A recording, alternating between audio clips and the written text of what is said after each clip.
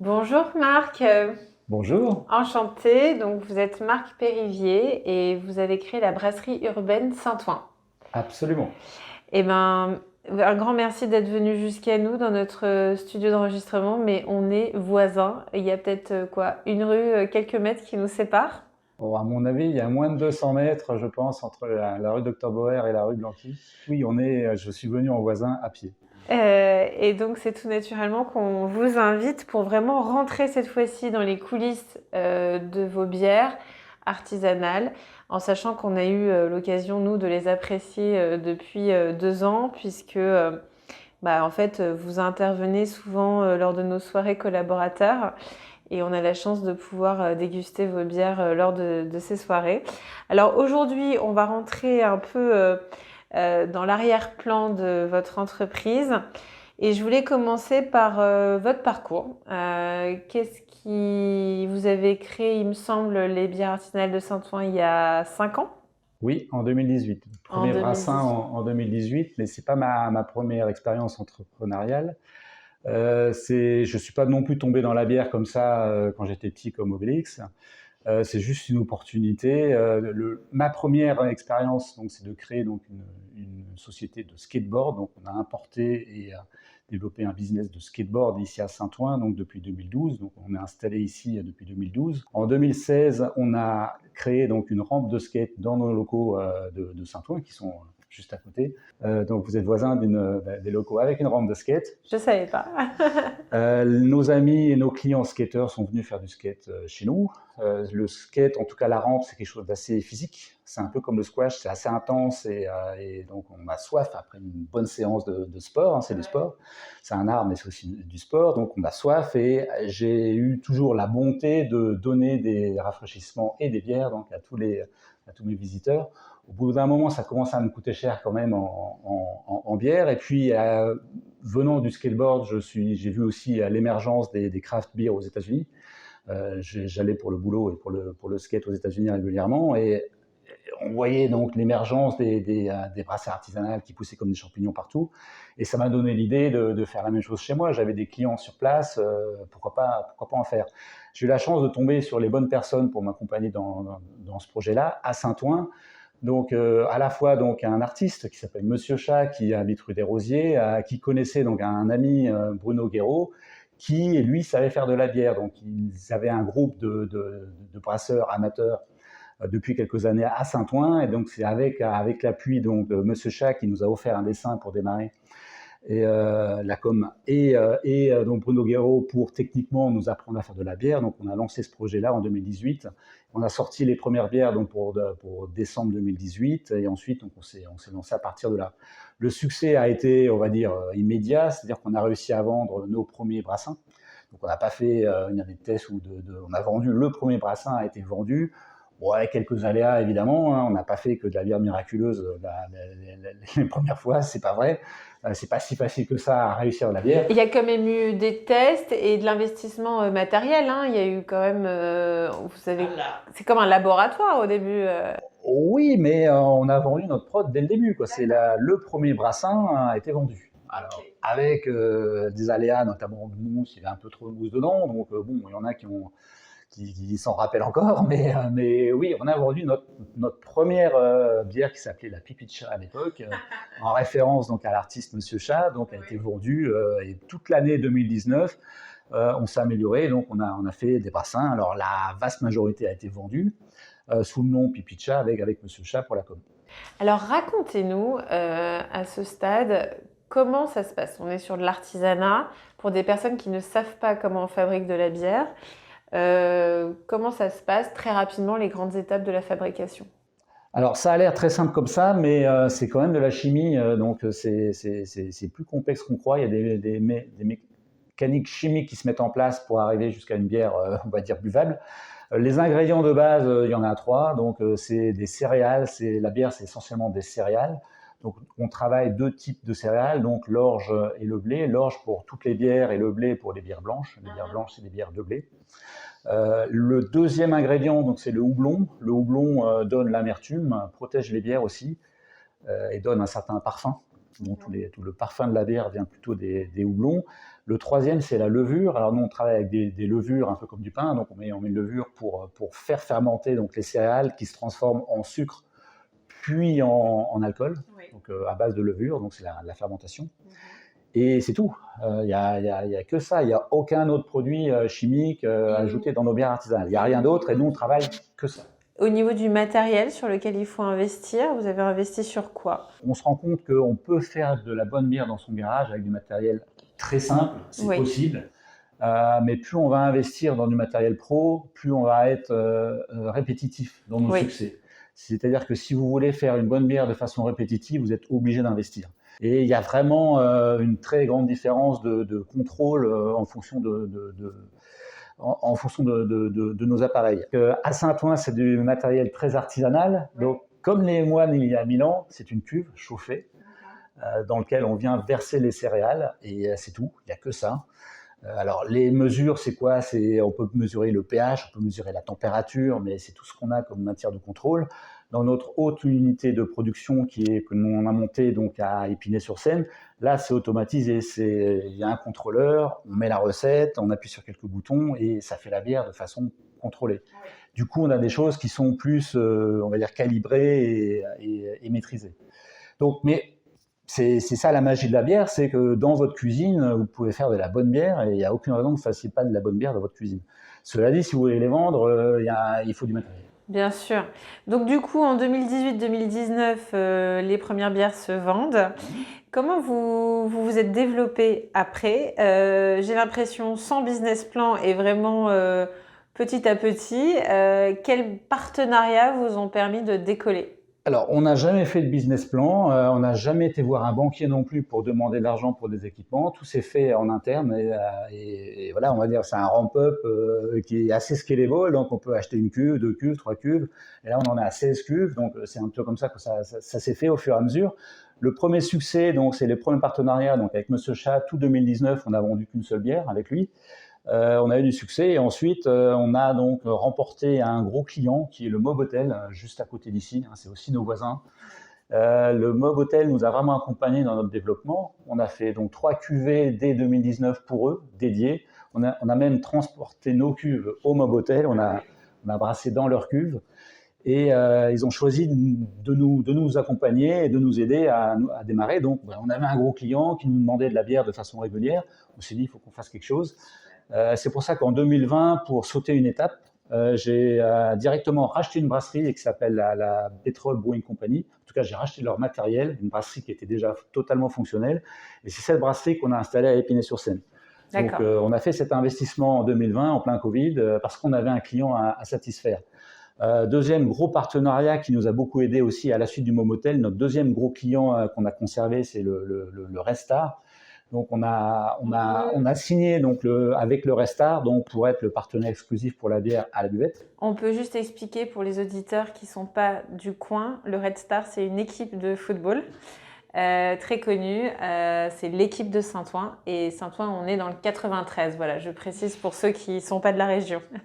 Voilà, donc vous voyez, nos partenariats sont ultra locaux. Hein, nos deux plus gros partenaires, donc le Mob Hotel qui est à pareil, 200 mètres d'ici et le Restar qui est juste en face de Chaltavia. Donc vous voyez, on est vraiment dans du business ultra local. C'est des gens qui font confiance au local. On a réussi à faire une bière de qualité relativement vite. Et on a prouvé qu'on était aussi scalable, c'est-à-dire que si le Mob Hotel nous demande une dizaine de fûts, on peut les livrer. Si le Restar nous demande une centaine de fûts, là c'est une autre échelle, il a fallu qu'on fasse les investissements pour pouvoir les livrer aussi. Donc c'est un peu ce qu'on a fait. Donc on s'est développé grâce à nos clients qui nous ont fait confiance. Du coup, on avait l'assurance d'avoir des débouchés et c'est pour ça qu'on s'est permis les investissements qu'on a fait. C'est vrai que la proximité avec le Stade Bauer est quand même une formidable opportunité business pour vous. Et c'était une coïncidence. Oui, c'était une coïncidence. On a répondu à un appel d'offres.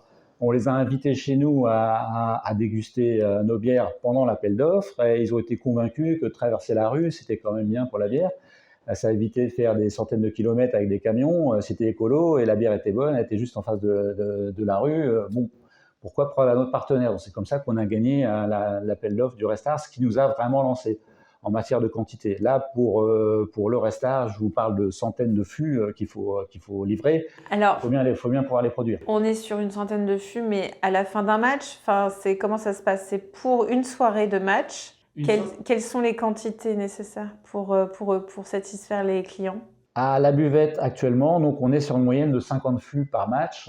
Comme on a 2 matchs par mois actuellement, donc il faut pouvoir produire 100 fûts par mois pour le Restart. Parfait. Ouais, c'est un super partenariat. Peut-être qu'on peut parler aussi de vos étiquettes qui sont magnifiques. Qu'on peut voir ici, inspirées du street art. Pouvez-vous nous en dire plus? Alors, on vient du monde du skateboard, on vient du monde de la contre-culture et du graffiti. Dans notre brasserie sont venus un certain nombre de taggers, on peut dire, ou d'artistes en tout cas. Le plus célèbre, en tout cas mondialement connu, c'est Cop2. Cop2, c'est un Américain, il vit à New York. À lui tout seul, c'est une légende du graffiti. À lui tout seul, il a peint 5000 trains complets avec son flop, qui est relativement connu. Donc, il a fait des flops à la brasserie, et il nous a peint aussi des skates, il a fait des bâches, enfin, il a fait tout un tas d'œuvres à la brasserie. Et notre parti pris pour la com, c'est dire, on vient du street art, on utilise cette com, et on fait venir les artistes chez nous, et c'est eux qui ont un réseau beaucoup plus étendu que le nôtre, qui vendent nos bières. En fait, quand Cop2 met la photo de sa bière sur son Insta, on a tout de suite des commandes. C'est la même chose avec des artistes, on va dire, qui sont pas dans le street art, mais qui sont dans la street culture, en tout cas, qui viennent de la rue et du hip-hop. Donc, on a fait aussi une bière avec Joey Star, en partenariat avec Joey Star.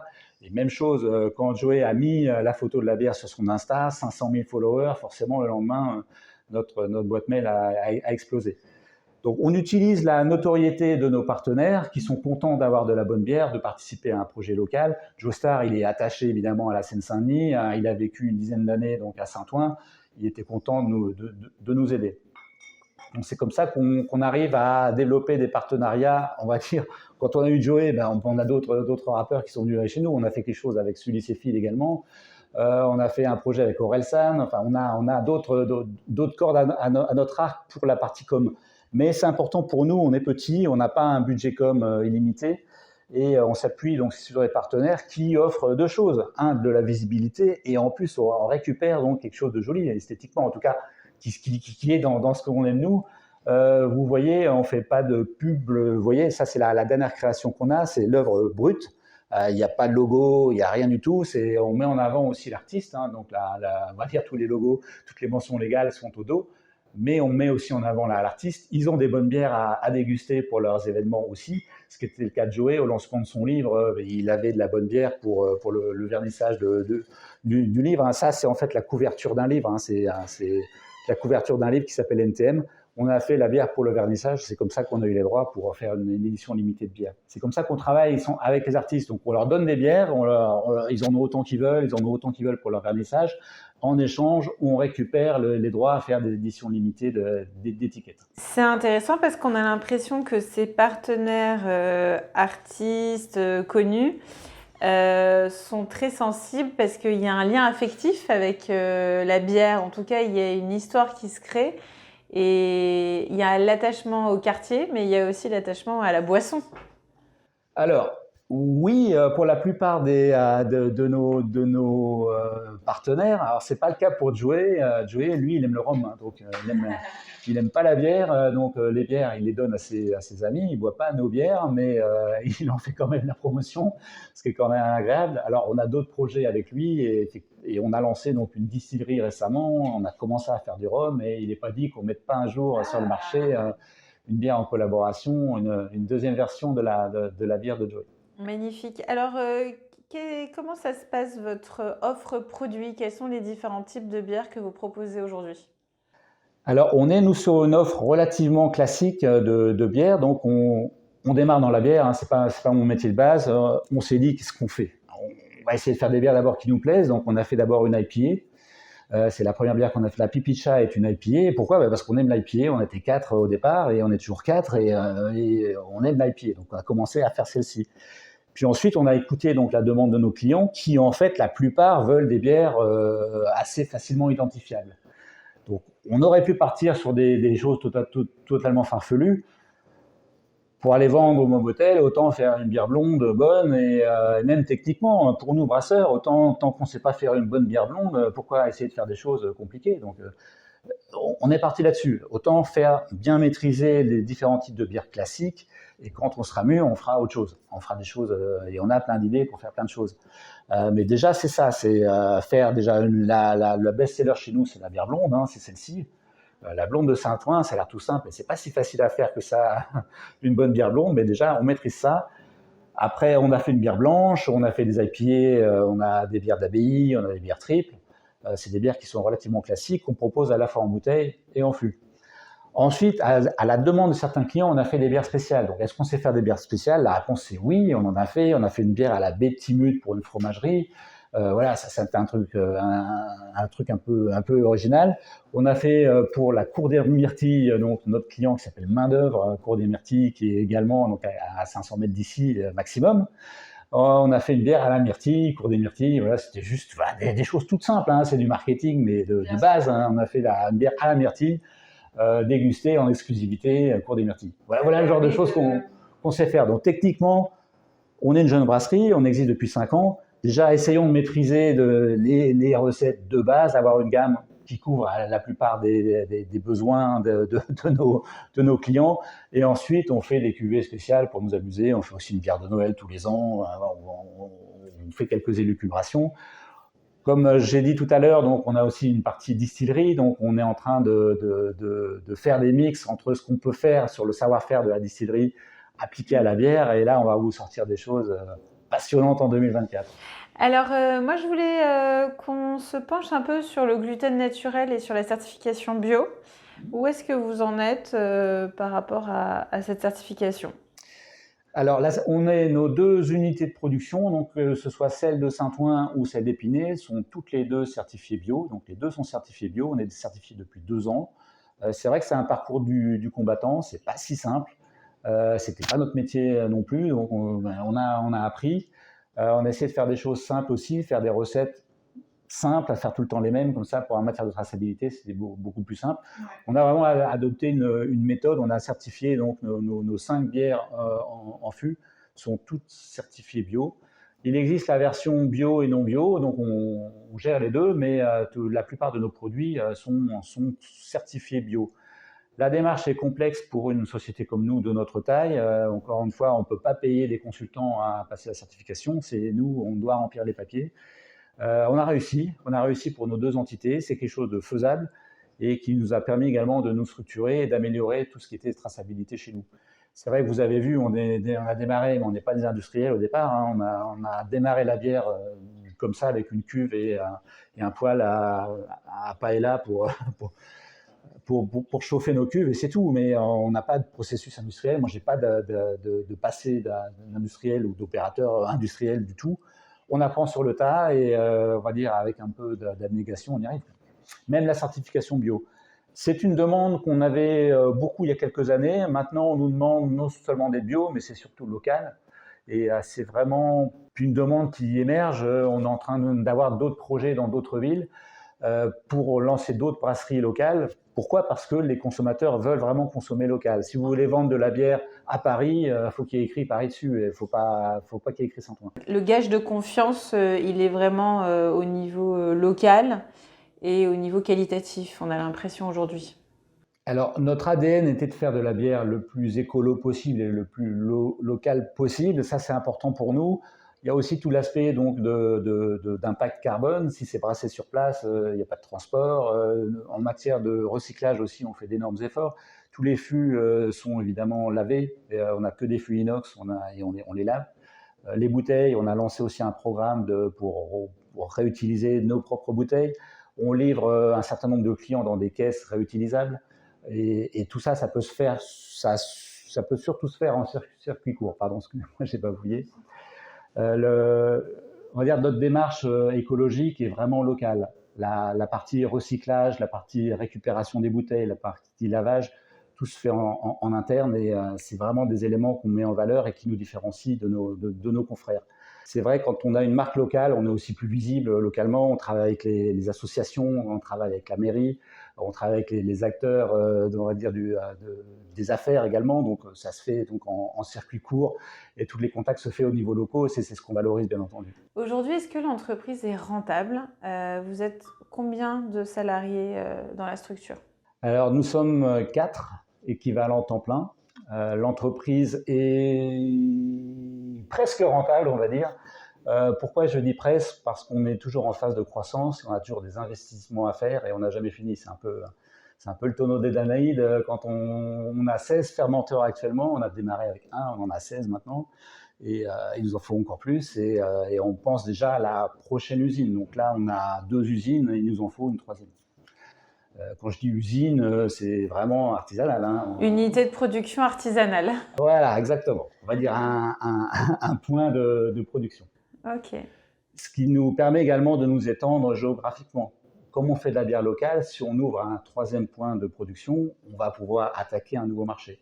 Et notre idée de croissance, c'est ça, on veut s'implanter ville par ville en fait. C'est un peu l'idée de notre progression, ville par ville. Dans chaque ville, on fait une unité de production et on se développe.